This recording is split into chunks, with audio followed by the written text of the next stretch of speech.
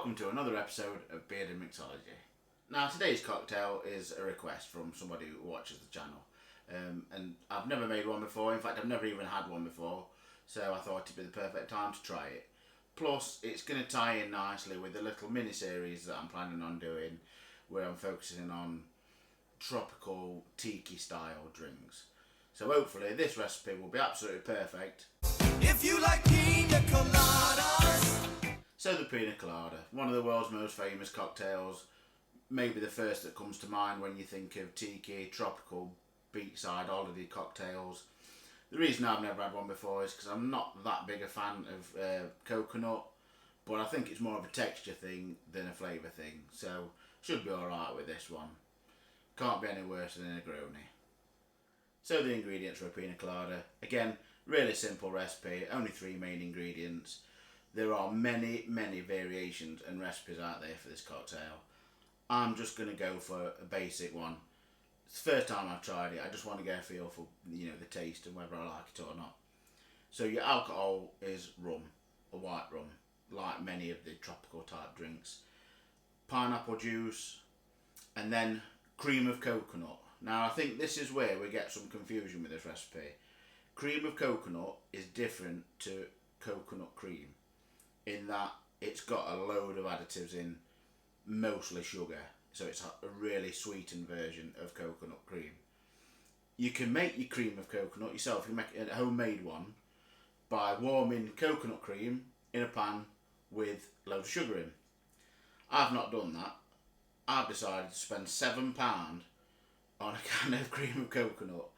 So even if I find this drink the most delicious thing I've ever tasted, I doubt I'll be making too many of them. Ain't made of that kind of money.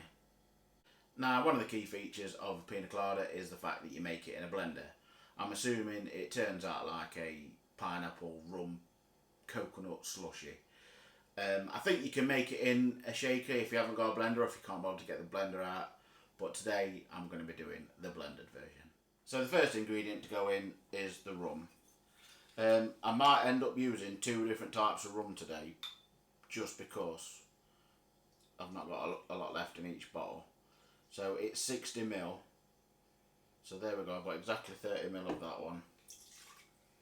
And I'll put another 30ml of the Havana Club in.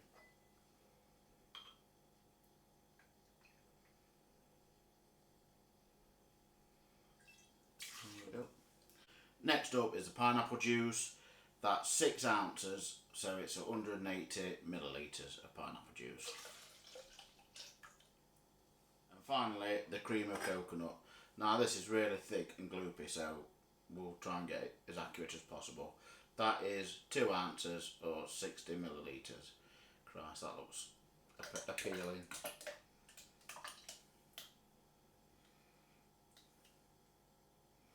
There we go. And just because I've got some, I'm going to chuck a couple of chunks of fresh pineapple in. You don't have to use this step if you haven't got any. That's enough, I think. So now just fill your glass with ice. I've got the ready crushed ice, just so it makes life a bit easier for the blender. I'm not exactly sure how much to put of this in. This is going to be trial and error. So we'll go with that much. So pop the lid on and into the blender. This is the first time I've used this blender, so apologies if I messed up to start with.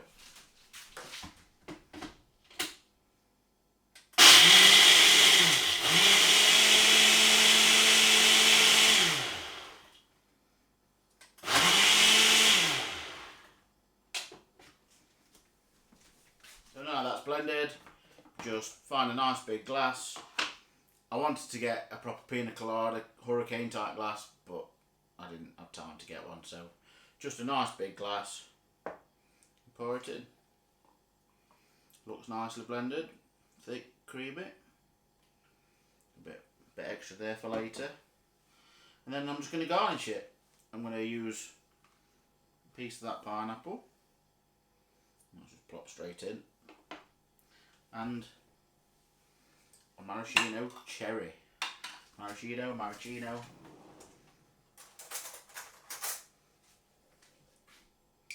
Oh, that looks nice. lemon, bit of the syrup on top.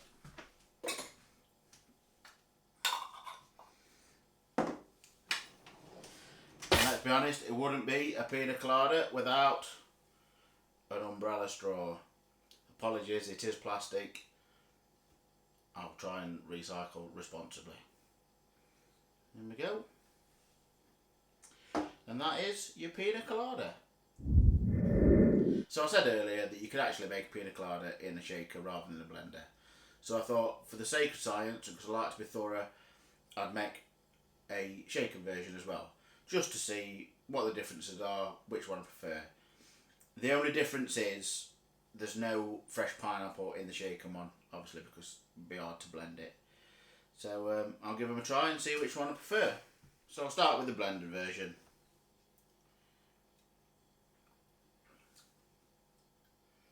Yeah, that's really nice. In fact, I'd go as far as to say that's one of the nicest cocktails I've ever had. It's creamy. My worries about the taste of coconut, not necessary.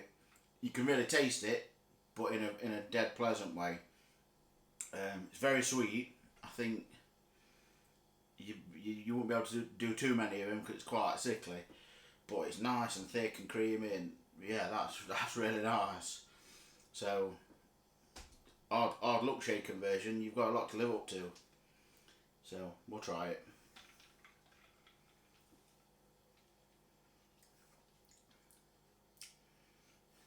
Now that's really different. You can get a lot more taste of the rum in that one. But, equally delicious. I think I just prefer the unctuous creaminess of that one to this one. But if I was being quick or being lazy, yeah, I'd be more than happy with a shaken version of this.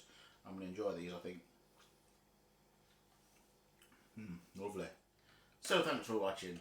I hope you've enjoyed the episode. If you've enjoyed it half as much as I'm enjoying these pina coladas, we've done well.